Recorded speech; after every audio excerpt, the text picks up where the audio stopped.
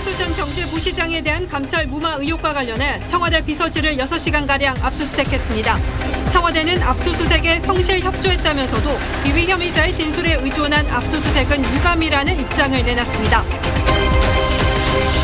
청와대가 이른바 김기현 비리첩보는 한 행정관이 SNS 메시지를 통해 제보받아 문서로 작성했다고 밝혔습니다.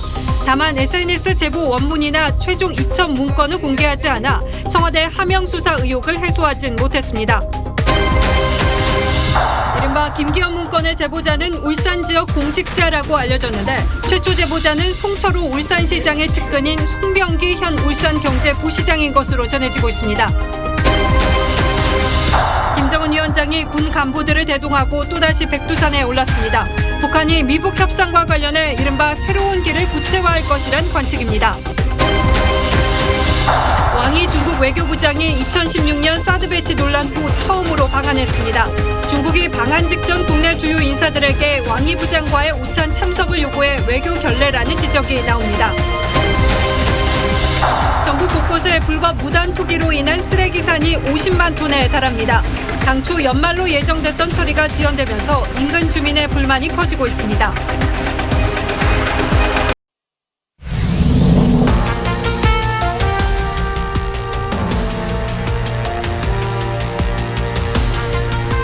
여러분 안녕하십니까? 뉴스9의 신동욱입니다.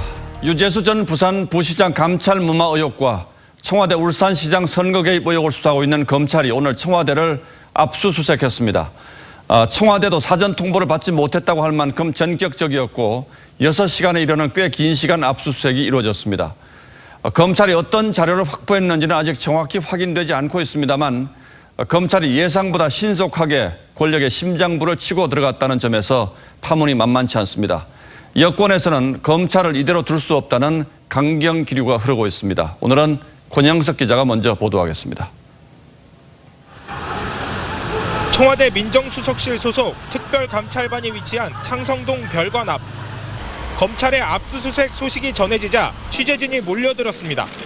유재수 전 부산시 경제부시장에 대한 감찰 무마 의혹을 수사 중인 서울 동부지검이 오전 11시 반부터 오후 5시 반까지 6시간 동안 청와대를 압수수색했습니다. 검찰은 압수수색 대상이 창성동 별관에 있는 특감반인지 청와대 내부 민정수석실인지 둘 모두인지 여부는 밝히지 않았습니다. 청와대 대통령 비서실은 군사상 비밀을 요하는 장소여서 검찰이 필요한 자료를 요구한 뒤 자료를 이미 제출받는 방식으로 진행됐습니다. 현 정권 들어 검찰의 청와대 압수수색은 지난해 12월 청와대 특감반의 민간인 사찰 의혹 수사 이후 두 번째입니다. 검찰은 요청한 자료 가운데 일부를 확보했다고 밝혔습니다. 검찰이 압수수색에 앞서 최근 백원우 전 민정비서관을 조사한 것으로 알려지면서 조만간 민정수석실 최고 책임자였던 조국 전 장관을 상대로 감찰 중단 경위에 대해 조사할 것으로 보입니다. TV조선 권영석입니다. 오늘 압수수색은 어제 청와대가 검찰을 향해 강도 높은 경고 메시지를 낸 직후 이루어졌다는 점에서도 예사롭지 않습니다. 청와대와 검찰이 이제는 돌아설 수 없는 강을 건넜다는 분석도 있습니다. 검찰의 칼끝이 곧장 권력의 핵심을 향하면서 청와대로서도 더 이상 물러설 곳이 없게 됐습니다. 오늘 검찰이 확보한 자료는 어떤 것들이었는지 백연상 기자가 취재했습니다. 지난 2017년 청와대 특감반에서 작성한 것으로 알려진 당시 유재수 금융위 국장 관련 감찰 중간 보고서입니다. 검찰은 보고서에 담긴 골프채 등 금품 수수 정황을 사실로 확인해 유 전 부시장을 구속했습니다. 다만 이 보고서가 청와대 내부 보고 과정에서 실제 사용된 원본인지 여부는 확인되지 않았습니다. 이에 검찰은 오늘 압수수색을 통해 유 전 부시장에 대한 감찰 자료와 보고 문건 확보에 주력했습니다. 보고 경위 등을 확인해 감찰을 중단시키고 유 전 부시장이 징계 없이 영전할 수 있도록 도움을 준 청와대 인사 등을 찾기 위해서입니다. 또 감찰 보고서에 담긴 정권 핵심 인사들의 금융권 인사 개입을 감찰 무마의 배경으로 의심하고 있는 검찰은 2017년 특감반이 유 전 부시장의 휴대전화를 포렌식해 엑셀 파일 형태로 출력한 100시트가 넘는 분량의 자료 확보도 시도한 것으로 알려졌습니다. 해당 자료를 특감반원 등으로부터 확보한 것으로 알려졌지만 원본 확인에 나섰을 것이란 관측입니다. 오늘 압수수색은 어제 청와대가 검찰을 향해 경고성 메시지를 낸 지 하루 만에 진행됐습니다. 이에 검찰이 감찰 무마 의혹과 선거 개입 의혹 수사에 대한 강력한 의지를 드러냈다는 분석이 나오고 있습니다. 하지만 이미 제출이라는 한계 때문에 청와대가 취사 선택한 자료만 확보한 것이어서 압수수색의 실효성이 있을지는 의문입니다. TV조선 백연상입니다. 청와대는 압수수색 사실 자체를 언론 보도를 통해 알았다며 검찰을 향한 불편한 마음을 숨기지 않았고 일부에서는 검찰이 무리하게 판을 벌이고 있다며 격앙된 반응도 나왔다고 합니다. 청와대 취재기자 연결하겠습니다. 자, 최지원 기자. 네, 청와대입니다. 검찰 수사관들이 청와대 경내까지 들어왔다면서요? 네, 그렇습니다. 검찰은 그 청와대 경내죠. 서쪽 끝에 위치한 서별관에서 대기하며 청와대 관계자들로부터 이미 제출 형태로 자료를 전달받았습니다. 검찰이 이렇게 청와대 경내까지 진입한 것은 문재인 정부 들어서 이번이 처음입니다. 지난해 압수수색 때만 해도 경내로 진입하는 통로인 연풍문에서 대기하면서 자료를 전달받은 바가 있습니다. 청와대는 검찰의 거듭된 압수수색에 불편한 기색을 감추지 않고 있습니다. 고민정 청와대 대변인은 오늘 검찰이 요청한 자료는 작년 12월 민간인 사찰 의혹 관련 김태우 사건 요청 자료와 대동소이하다며 비위 혐의가 있는 제보자 김태우의 진술에 의존해 검찰이 청와대를 거듭 압수수색하는 것은 유감이라고 밝혔습니다. 유재수 전 부산시 경제부시장 비위 감찰 중단 의혹에는 당시 인사조치를 내렸다는 점을 강조했습니다. 청와대 내부에선 조국 전 장관 수사 등 진척이 더디자 검찰이 무리하게 판을 벌리고 있다는 불만이 나옵니다. 지금까지 청와대에서 TV조선 최지원입니다. 여당도 검찰에 사실상 전면전을 선포했습니다. 검찰을 믿지 못하겠다며 검경 합동 수사를 요구했고 이게 안 되면 특검을 추진하겠다고 밝혔습니다. 이해찬 민주당 대표는 검찰을 그냥 두지 않겠다며 원색적인 표현으로 압박했습니다. 서주민 기자가 보도합니다. 더불어민주당 이해찬 대표는 검찰 수사관 사망과 관련해 검경이 합동수사단을 꾸려 진상을 밝히라고 요구했습니다. 검경이 함께 철저하게 진상을 밝혀야 합니다. 만약 그렇지 않다면 민주당은 특검을 통해서라도 이 사건을 낱낱이 벗겨내겠습니다. 경찰이 보관하던 고인의 유서와 휴대전화를 검찰이 압수해간 게 증거 독점을 위한 것이란 의혹이 있다는 겁니다. 이 대표는 또 그냥 두지 않겠다는 표현까지 쓰며 검찰을 압박했습니다. 검찰이 이렇게 직무를 유기하면은 절대로 그냥 두지 않겠다는 걸 분명히 말씀을 드립니다. 또 검찰 수사가 선택적으로 이루어지고 있다며 서른 최고위원을 위원장으로 하는 검찰 공정수사 촉구 특위를 구성하기로 했습니다. 불운한 정치 개입과 수사권 남용에 대해서 국민들이 용납하지 않을 것입니다. 검찰의 청와대 압수수색에 대해서도 정치 행위라고 비난했습니다. 오늘의 청와대에 대한 압수수색이 혹 개혁에 맞선 검찰의 정치 행위가 아닌지 묻고 있는 국민들이 많습니다. 반면 자유한국당은 청와대가 압수수색을 방해하며 감찰 농단 사태를 덮으려 한다고 주장했습니다. 바른미래당도 반성해야 할 청와대가 검찰을 압박하고 있다며 적반하장이라고 비판했습니다. TV조선 서주민입니다. 자, 이런 가운데 청와대가 오늘 김기현 전 울산시장 관련 첩보를 어떻게 입수하게 됐는지 그 경위를 공개했습니다. 청와대는 민정수석실 행정관이 지인으로부터 SNS를 통해 받은 첩보를 편집해서 문서 형태로 만든 것이라고 밝히면서 이 과정에서 새로운 내용을 추가한 것은 없다고 설명했습니다. 그러나 결과적으로 이 문서가 외부에서 전달된 그대로가 아니라 청와대가 만들었다는 사실은 시인한 셈이고 감찰 대상도 아닌 울산시장 첩보 문건을 왜 만들었는지에 대한 설명도 하지 않았습니다. 자, 그런데 중요한 게 하나 더 있습니다. 이 행정관에게 최초로 첩보를 제공한 사람이 송철호 울산시장의 측근인 송병기 현 울산시 경제부시장으로 알려지면서 파문이 커지고 있습니다. 박재훈 기자가 보도합니다. 청와대가 김기현 전 울산시장 비리 의혹 첩보 문건은 2017년 10월 민정비서관실 소속이었던 전 청와대 행정관이 SNS로 제보받아 편집했다고 발표했습니다.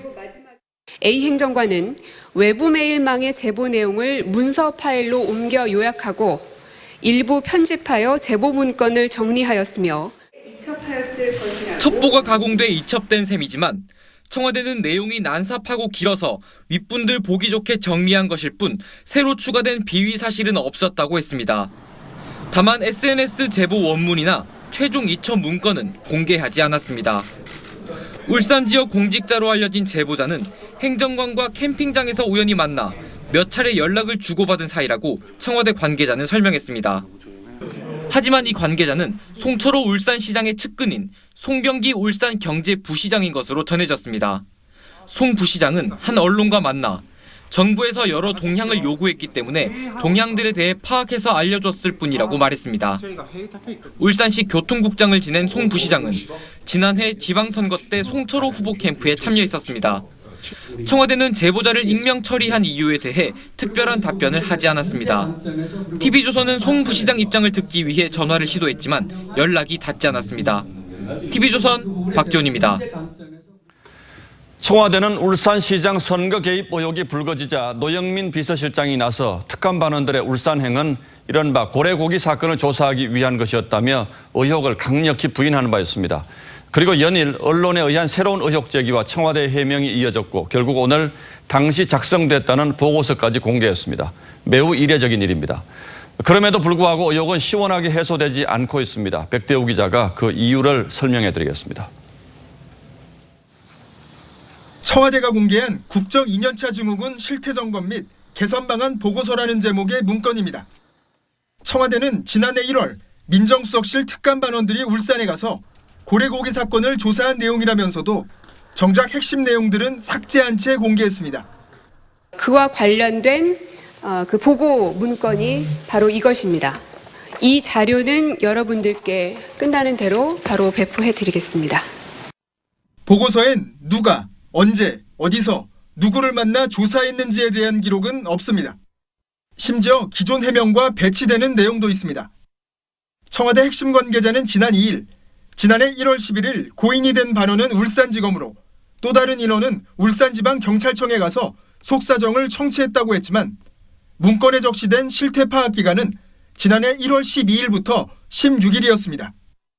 청와대는 또 울산경찰청에 있는 경찰대 동기들의 특감 반원들과 만나지 않았다, 고래고기 이야기를 나누지 않았다는 어제 TV조선 보도 내용에 대해서도 별다른 해명이 없었습니다.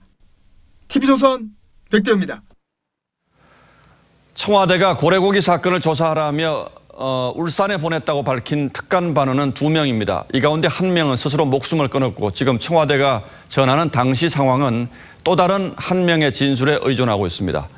그런데 청와대가 이례적으로 오랫동안 이 경찰관을 청와대 근무로 붙잡아두고 있다는 지적이 있습니다.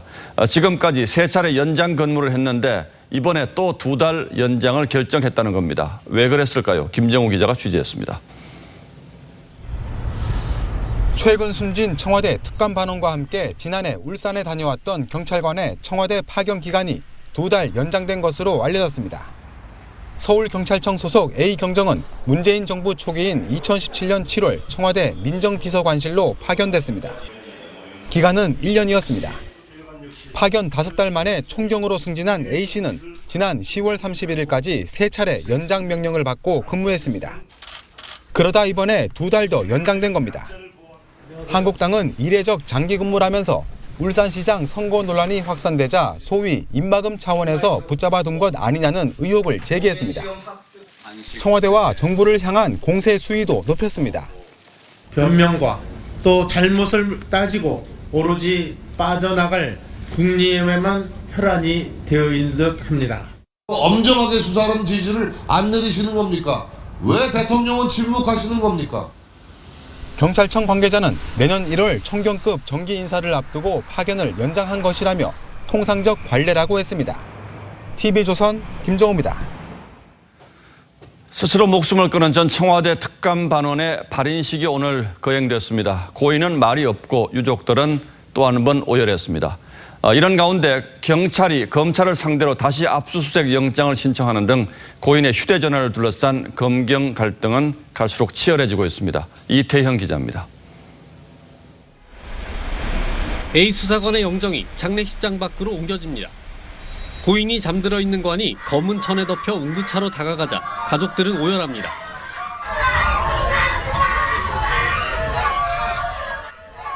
(2017년) 청와대 특감반에 파견돼 이른바 백원우 별동대원으로 활동했던 A 수사관의 발인식.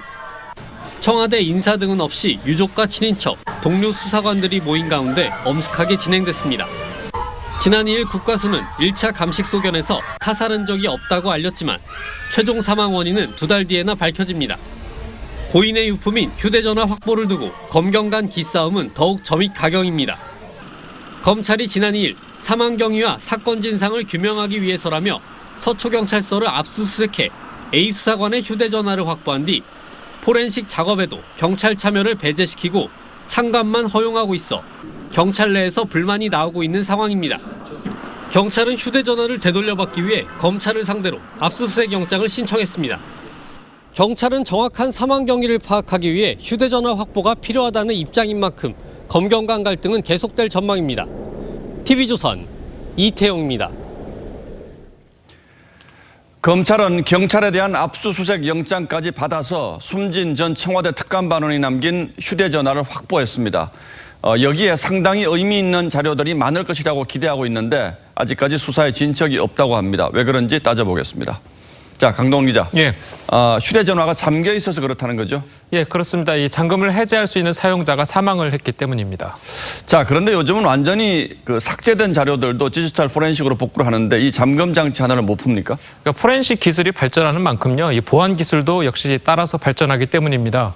특히 고인의 휴대전화는요, 이 비교적 최신 아이폰 기종인 것으로 알려졌는데 이 고인이 지문 인식이나 얼굴 인식이 아닌 이 알파벳과 숫자가 혼합된 6자리 비밀번호로 잠금 장치를 해놨을 경우에 이것을 풀려면 이 산술적으로 560억 번이 넘게 암호 대입을 시도해야 합니다. 예. 자, 지문 인식 역시요, 이 시신에 대한 압수수색 영장을 따로 신청해야 하고 이 얼굴 인식은 이 고인이 사망을 했기 때문에 거의 불가능하다고 봐야 됩니다.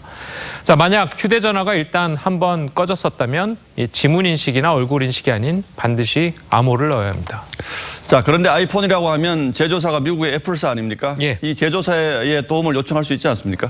그건 애플사가요, 이 개인정보 보호를 이유로 거부를 할 가능성이 큽니다. 이 앞서서 애플사는 2015년 미국 LA에서 벌어진 총기 난사 사건과 2017년 텍사스 침례그 총기 난사 사건 때 이 범인의 아이폰 잠금을 해제해달라는 FBI의 협조 요청과 이 법원의 FBI를 도와라 이러는 명령에도 불구하고 거부한 전례가 있습니다.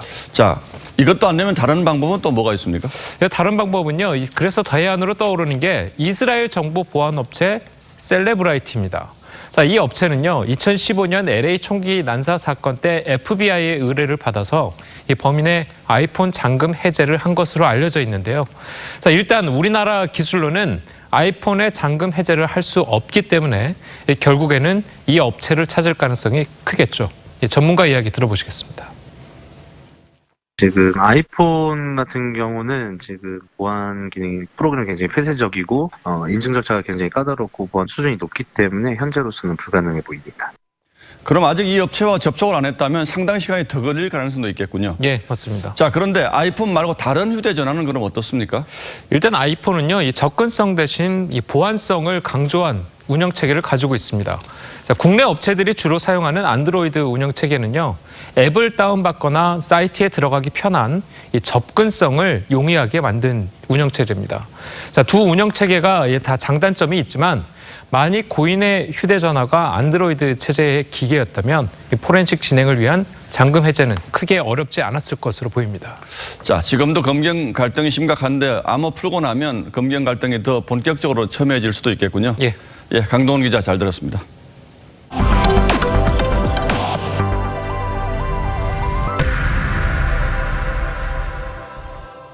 그간 이혼에 반대했던 노소영 아트센터 나비 관장이 남편 최태원 SK그룹 회장이 낸 이혼 소송에 맞소송을 제기했습니다. SK 주식 등 1조 4천억 원대의 재산 분할을 요구했습니다. 윤수영 기자입니다. 노소영 관장의 이혼과 재산 분할 청구 소송은 서울 가정법원에 제기됐습니다. 노 관장은 페이스북에 힘들고 치욕적인 시간을 보낼 때도 희망을 갖고 기다렸는데 희망이 보이지 않게 됐다며 이제는 남편이 원하는 행복을 찾아가게 하는 게 맞지 않나 생각한다며 심경을 밝혔습니다. 두 사람의 이혼 소송은 최 회장이 2015년 혼외자가 있다며 노 관장과의 이혼 의사를 밝히면서 시작됐습니다. 최 회장이 2년 전 법원에 이혼 조정 신청을 했지만 노 관장이 이혼에 반대하면서 소송으로 이어졌습니다. 맞소송을 제기한 노 관장은 이혼 조건으로 위자료 3억 원과 함께 최 회장이 소유한 SK 주식 지분 중에 42.3%를 분할하라고 요구한 것으로 확인됐습니다. SK 주식 중 최 회장이 보유한 지분은 18.44%, 1297만여 주로 노 관장이 요구한 건 548만여 주인 1조 4천억 원 규모입니다.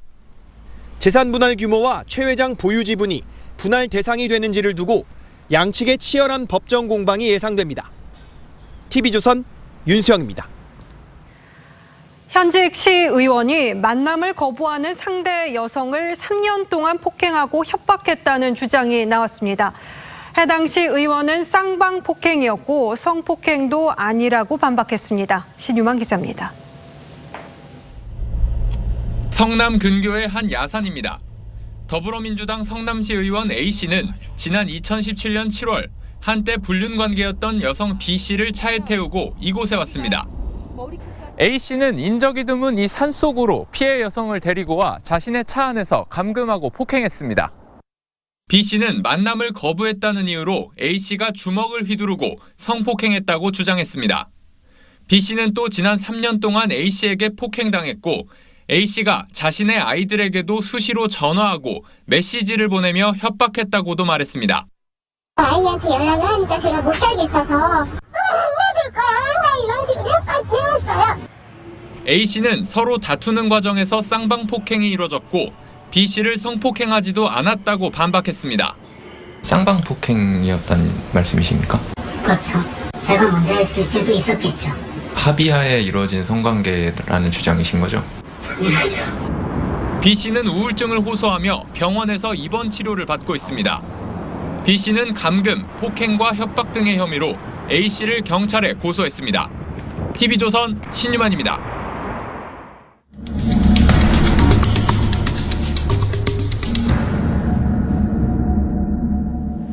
네, 보시는 것은 17만 톤이 넘는 쓰레기 산으로 CNN이 보도해서 국제적 망신을 사기도 했죠. 이 밖에도 전국 곳곳에 산처럼 쌓인 폐기물이 50만 톤에 달합니다. 대통령이 올 초 연내 처리를 약속했지만 국회에서 예산 처리가 지연되면서 처리 시한은 연기됐습니다. 인근 주민들은 언제까지 이 냄새와 먼지를 견뎌야 할지 답답합니다. 현장 추적 장혁수 기자입니다. 어른 키 3배에 달하는 쓰레기 언덕. 유리병과 플라스틱, 비닐 등 정체 모를 쓰레기가 가득하고 그 성면이랑 성면. 가루가 날리면은 몸에 제일 나쁘다는 성면이라고 했어요. 걸을 때마다 쓰레기 먼지가 피어오릅니다. 폐기물 처리 업체가 3년 동안 쓰레기를 무단 방치한 현장입니다. 공장에서 쓰다 나머지 온갖 폐기물이란 폐기물은 다 섞여져 있다고 생각하는데 이 일대에만 불법 폐기물 방치 현장이 4곳이나 되는데 땅 주인은 누군가 무단으로 버린 쓰레기를 처리할 책임이 없다는 입장입니다. 눈 오고 뭐 바람 불고 이러면 쓰레기가 날려서 그 하천으로 떨어지기 때문에 이번엔 파주시 불법 폐기물 방치 현장. 쓰레기를 버린 사람이 구속되면서 땅 주인이 처리를 떠맡게 됐는데 비용을 감당할 수 없다는 상황. 그럼 내가 돈을 어디서 내갖고 이거 하냐고. 한 20억씩 넘게 든다고 그러는데 하루에 50대 1,500대인데 그냥 2-3개월 만에 되는 거예요. 전국 곳곳에 불법 투기 폐기물이 쌓입니다. 하지만 막대한 처리 비용 때문에 손도 대지 못하는 곳이 많다는데 3년간 방치된 경기도 김포의 쓰레기산입니다. 폐기물들을 천막으로 덮어놨는데도 악취가 상당합니다. 폐기물들이 쌓인 면적은 총 4,500제곱미터, 무게는 7,000톤이 넘는 것으로 파악됩니다. 이 폐기물들을 모두 정리하는 데는 얼마의 시간과 비용이 필요할까요? 하루에 한 27톤 정도 처리한다고 봤을 때 216일 정도 처리해야 해요. 계산기 두드렸을 때는 12억인데 폐기물 처리 비용은 반출과 선별, 재활용, 소각 등 과정에 톤당 30만 원꼴. 더욱이 전국 소각시설 가동률은 처리 용량의 110%에 달할 정도로 한계에 이르렀습니다. 가격이 너무 비싸니까 이거를 허가내가 처리하던 업체들이 정상적으로 처리한 걸 포기해버리는 거예요. 왜냐하면 타산이 안 맞으니까. 책임 소재가 불분명하거나 땅 주인이 손을 놓으면 결국 지자체가 세금으로 처리해야 합니다. 그마저 일부 지자체는 예산 편성 등 여건이 좋지 않습니다. 인적이 없는 상태에서 갖다 몰래 버리니까 적발하기가 상당히 어렵죠. 처리업체는 계약을 했어요. 대집행하려고. 그래서 아마 늦어도 6월 달까지는. 전국의 불법 투기, 방치된 폐기물은 116만 톤. 올 초 의성 쓰레기산 보도 이후 대통령까지 나섰지만 아직 절반가량만 처리된 상태입니다. 처리는 더딘데 폐기물 무단 투기는 끊이지 않고 주민들은 피해를 호소합니다. 저 안에 저희 자두나무도 있고 살구나무도 있어. 그런데 이제 못 따먹겠어요. 현장 추적이었습니다. 만성 적자에 시달리던 코레일이 지난해 3천억에 가까운 흑자를 냈다면서 기본급의 최대 175%에 달하는 성과급 잔치를 벌였는데요. 그런데 알고 보니까 1,000억 원이 넘는 적자가 흑자로 둔갑한 황당한 회계 실수였습니다. 이 정부는 지급된 성과급을 실적에 맞게 환수하기로 했습니다. 송명철 기자입니다. 한국철도공사 코레일의 실적 자료입니다. 지난해 흑자는 2,893억 원, 8천억 원이 넘는 적자를 낸 1년 전과 비교하면 놀라운 성과입니다. 코레일은 이런 성과를 바탕으로 최대 월 기본급의 172.5%에 해당하는 성과급을 지급했습니다. 하지만 감사원 재검토 결과 상황은 180도 바뀌었습니다. 실제 성적은 적자 1,050억 원, 과거 세법으로 이익을 잘못 계산해 벌어진 황당한 결과였습니다. 기획재정부는 이런 책임을 물어 성과급의 환수를 결정했습니다. 경영실적보고서가 거짓으로 작성된 경우에 공공기관 운영위원회 심의 의결을 거쳐서 경영평가 결과와 성과급을 수정하도록 되어 있습니다. 실제 실적으로 성과급 지급률을 다시 계산한 결과 69%의 성과급을 받은 기관장은 3%, 172.5%를 받은 직원들은 7.5%를 반납해야 합니다. 여기에 회계 오류에 직접 책임이 있는 임원은 성과급의 절반을 회수하고 잘못이 있는 직원은 인사조치할 예정입니다. 담당 부서 공략을 담당 부서로 내용은 알겠는데 일단 금액이 내는 부분 다시 나왔다. 정부는 채용 비리가 드러난 한국토지주택공사와 한전 KPS도 성과급을 환수하기로 했습니다. TV조선 송병철입니다. 고액 상습 체납자 6,800여 명이 숨겨놓은 세금 5조 원 찾기 전쟁이 벌어졌습니다. 이 기상천외한 곳에서 한 번에 수억 원씩 쏟아져 나왔는데요. 이상배 기자 리포트 보시죠.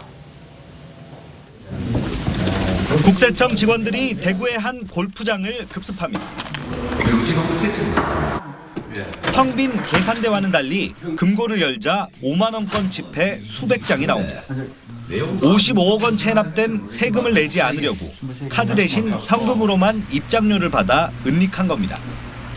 공장을 정리하면서 세금 낼 돈이 없다는 체납자.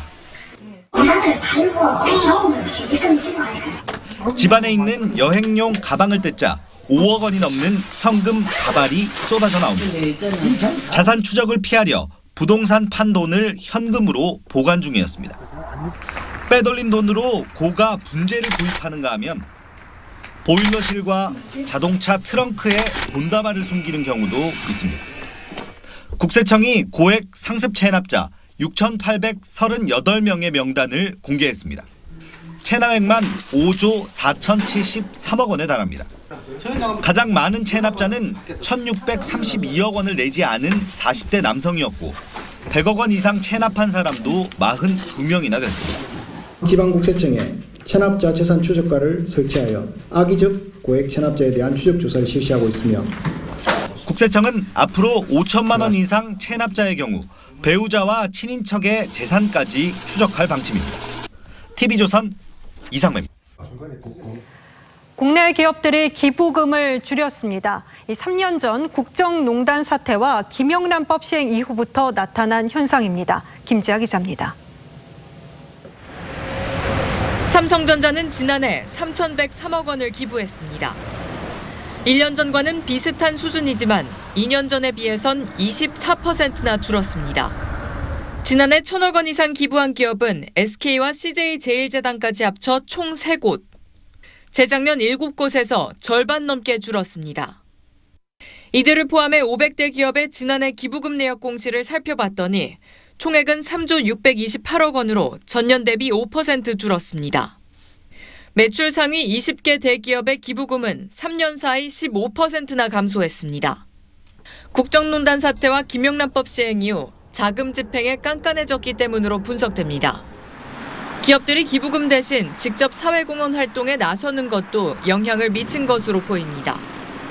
재작년 어금니 아빠 이영학의 기부금 횡령 사건이 터지면서 기부금이 어디에 어떻게 사용되는지를 우려하는 시선이 늘었습니다.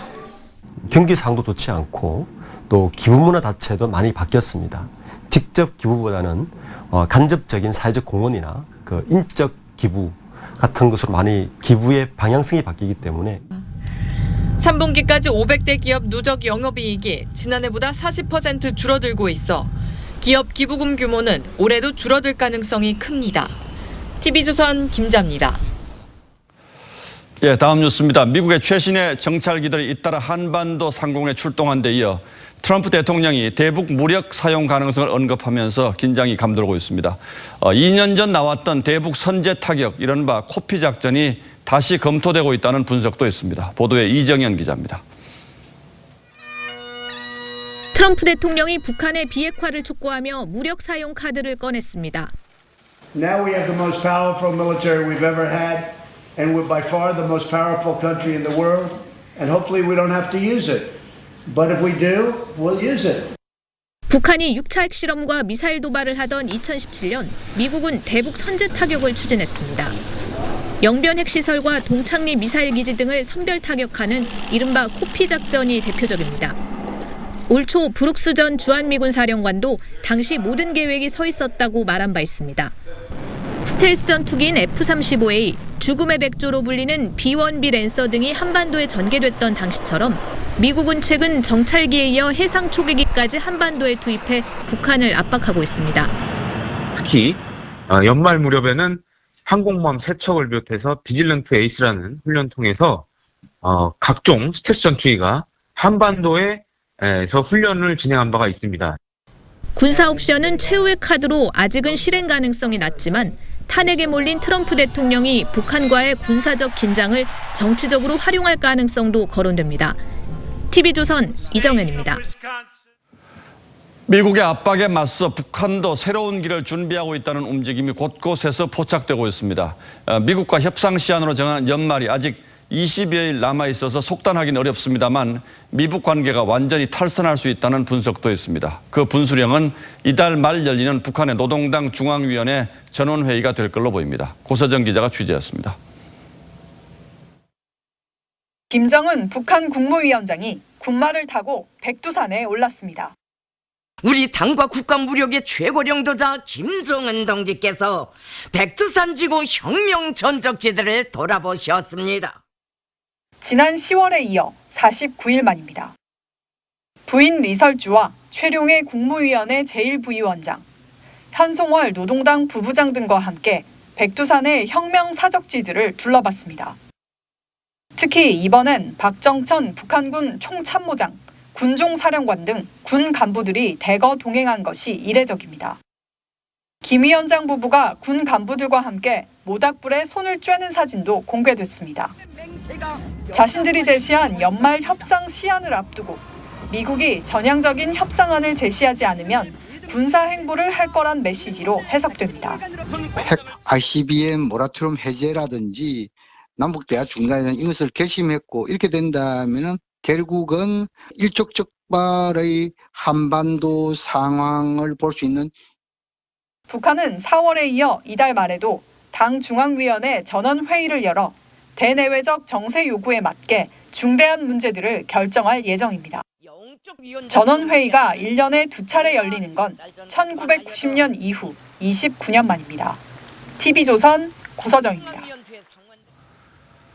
왕이 중국 외교부장이 2016년 사드 배치 논란 후 처음으로 방한했습니다. 그런데 중국이 불과 방한 사흘을 앞두고 국내 인사 100여 명에게 왕이 부장과의 오찬에 참석하라고 통보한 것으로 드러나 외교 결례 논란이 일고 있습니다. 오늘의 포커스는 왕이 중국 외교부장 방한 논란에 맞췄습니다. 2016년 사드 배치 논란 후 왕이 중국 외교부장이 처음으로 한국을 방문했습니다. 강경화 외교부 장관과 회담에 이어 내일은 문재인 대통령을 만납니다. 我们反对以大欺小，反对恃强凌弱，反对强加于人，当然也反对干涉别国的内政。 다소 미진한 부분에 대해서는 개선 발전시킬 수 있는 방안에 대해서 심도 있는 논의를 할. 왕이 부장의 방한을 계기로 사드 보복 조치 철회와 시진핑 주석 답방 등 한중 현안들이 풀릴지 기대가 모아집니다.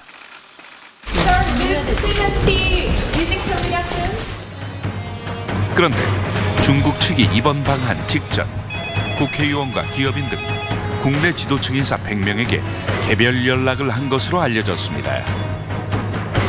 왕이 부장과의 호텔 오찬에 바쁘더라도 참석해달라는 요구였는데 이를 통보한 시점은 불과 오찬 사나흘 전에서 이틀 전이었습니다. 갑작스러운 통보에 일부 인사들은 일정을 조정하는 등 당혹해하는 분위기로 전해집니다. 중국 대사관은 2년 전 여야 의원들에게 공산당 대회 홍보 행사 초청장을 카카오톡으로 보낸 적도 있죠. 문 대통령과 왕이 부장이 지난 2017년 7월과 12월 각각 독일과 중국에서 만났을 당시 왕이 부장은 두 번 모두 인사 도중 문 대통령의 팔을 쳐 눈길을 끌었습니다. 당시 청와대는 친근감의 표시라고 했지만 중국 내 서열 200위권인 왕이 부장의 외교 결례란 비판도 컸습니다. 또 중국을 국빈 방문한 문 대통령이 중국 측 고위 인사 배석 없이 6끼 식사를 해 홀대 논란도 불거졌었죠. 그런데 최근 중국의 태도는 외교 결례 수준을 뛰어넘는 게 아니냐는 지적이 나옵니다. 추고홍 중국 대사는 한국의 미국 무기 배치 시 어떤 후과를 초래할지 상상할 수 있을 것이라고 노골적인 경고를 했죠. 사드 사태 후 우리와 교류 협력 정상화를 약속한 지 2년이 지났지만 약속을 이행한 우리와 달리 중국은 전방위적 보복을 멈추지 않고 있습니다.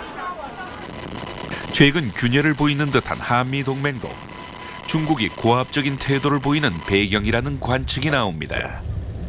한미동맹이 균열되고 있다는 분위기나 인상, 이것이 중국으로 하여금 한국을 쉽게 대해도 된다고 하는, 동맹이 굳건하다라고 전제되는 순간 한국을 함부로 대하지 못합니다. 내일 문 대통령이 왕이 부장에게 해야 할 얘기를 당당히 할지, 시진핑 주석의 답방에 대한 확답을 들을 수 있을지 궁금합니다. 뉴스나인 포커스였습니다. 어제 황교안 대표에 의해 불신임된 자유한국당 나경원 원내대표가 결국 최고위의 결정을 수용했습니다. 일부 중진 의원들이 황 대표의 월권을 주장하면서 반발하는 어수선한 분위기 속에서 수도권 3선인 김영우 의원이 불출마를 선언했는데, 정작 쇄신 대상으로 지목된 대구 경북 지역의 중진 의원들은 오늘도 조용했습니다. 이태희 기자입니다. 오늘 의원총회에서 임기 연장을 추진했던 나경원 원내대표가 연장을 불허한 당 최고위원 회의 결정을 받아들였습니다. 자유한국당 원내대표 나경원의 발걸음은 여기서 멈춥니다. 오직 국민의 행복과 대한민국의 발전, 그리고 당의 승리를 위해서 내린 결정입니다. 당규는 의총에서 원내대표 임기 연장을 결정하도록 돼 있지만 황교안 대표는 당대표가 선거일을 공고하는 조항을 근거로 어제 최고위를 열어 임기 종료를 결정했습니다. 일부 의원들은 황 대표가 월권을 했다며 반발했습니다. 이 문제가 옳다고 봅니까? 이게 살아있는 정당입니까? 황 대표는 공천 혁신을 언급하며 당 쇄신에 주력하겠다고 강조했습니다. 비움을 통해서 이제 다시 새롭게 출발하는 계기가 되기를 바랍니다. 뼈를 깎는 혁신에 임하도록 하겠습니다. 이런 가운데 수도권 3선인 김영우 의원은 김세연 의원에 이어 5번째로 총선 불출마를 선언했습니다. 새술은 새 부대에 담아야 합니다. 새술과 새 부대를 위해 저의 자리를 비우겠습니다. 하지만 물갈이 대상으로 지목된 대구 경북 지역의 중진들은 여전히 침묵하고 있습니다. TV조선 이태희입니다. 멸종 위기 1급으로 지리산에 방사됐던 반달 가슴곰이 덕유산 일대에서 처음 확인됐습니다.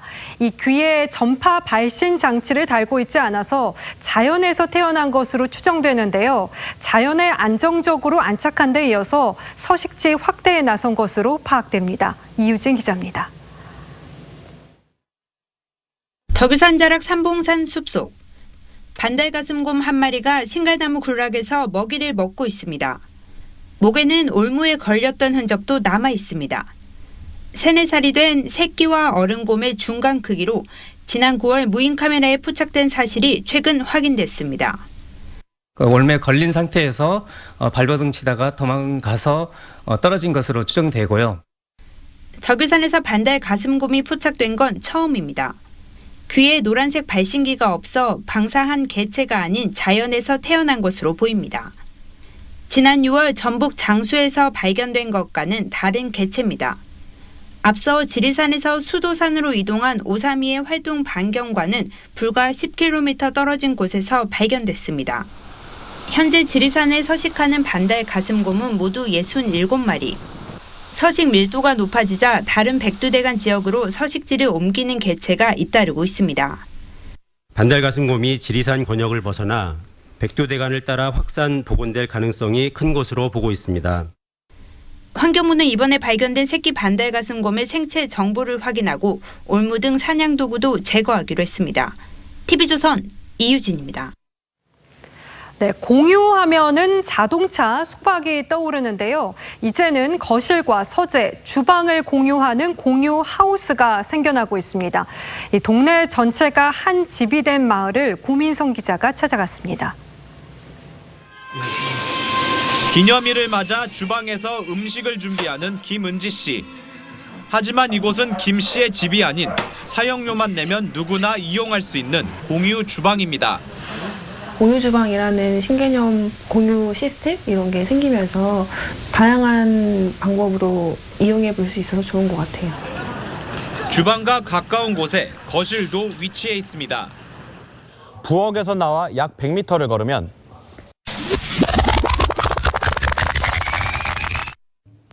거실이 나옵니다. 이곳에서는 실제 집 거실처럼 소파에 앉아 TV를 시청할 수 있습니다. 각종 가구, 전자제품이 구비된 가정집과 다를 게 없어 힘든 하루를 마감하는 휴식처가 됩니다. 거실이 있는 골목 다른 한편엔 서재가 자리 잡고 있습니다. 커피를 마시며 책을 읽는 시간만큼은 내 집 공부방처럼 이용할 수 있습니다. 동네가 거대한 집인 셈입니다. 주방은 좁고 쉴만한 거실도 마땅치 않은 사람들을 위해 청년 건축가들이 뜻을 모아 만들었습니다. 서울에 거주하면서 원룸 형태의 주거에 많이 살다 보니까 마을에 있는 공유 공간에서 함께 밥을 해먹고 영화 보고 책을 읽는 공간들이 있으면 좋겠다라고 생각합니다. 시간이 멈춘 듯 개발이 더딘 동네가 공간 복지를 통해 따뜻한 공유장으로 새롭게 바뀌고 있습니다.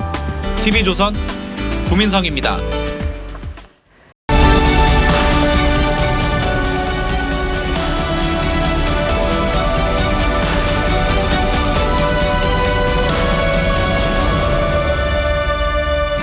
Life will go on. We will prevail. 미국 대통령은 5억 톤짜리 소행성이 지구로 돌진해 온다는 사실을 세계에 알리면서도 품격을 잃지 않습니다. 차분하고 힘있는 목소리로 희망을 불어넣습니다. 영화 딥 임팩트는 세기말 재앙을 다루지만 가족애와 인간의 긍정과 희생을 말하는 감성적 재난 영화입니다. 거기 할리우드 최초의 흑인 대통령이 등장하죠. 그는 재앙이 물러간 뒤 재건을 시작한 의회 앞에서 이렇게 연설합니다. Our planet, our home. So now, let us begin. 자, 그런데 현실 속의 이 장면은 어떻습니까? 작년 크리스마스에 트럼프 대통령이 7살 어린이와 통화를 하면서 산타가 지금 어디쯤 와 있을지 묻는 아이에게 되묻죠. Are you still a believer in Santa? 어제 트럼프가 크리스마스 선물을 잘 준비하라는 북한에게 필요하다면 군사력을 쓸 수도 있다고 경고했습니다. 작년 초 서로 핵단추 자랑을 해가며 화염과 분노를 말한 이래 근 2년 만에 무력 발언입니다. 김정은을 가리켰던 호칭 로켓맨도 다시 꺼냈습니다. 트럼프는 그러면서도 김정은과 관계가 정말 좋다고 했죠.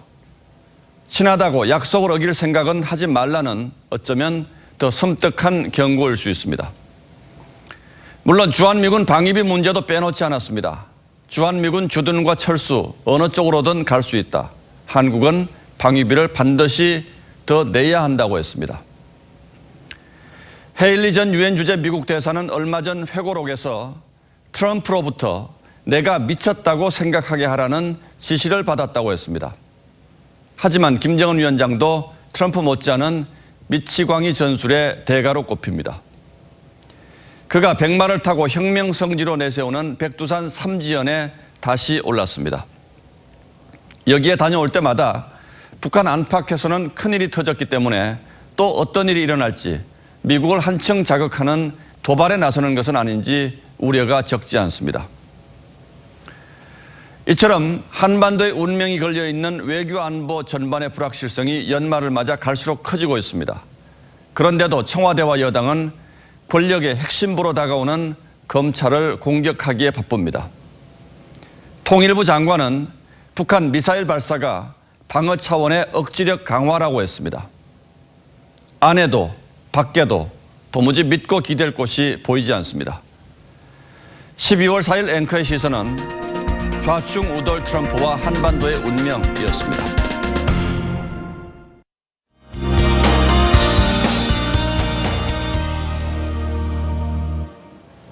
내일은 두꺼운 패딩에 목도리, 장갑으로 무장을 하셔야겠습니다.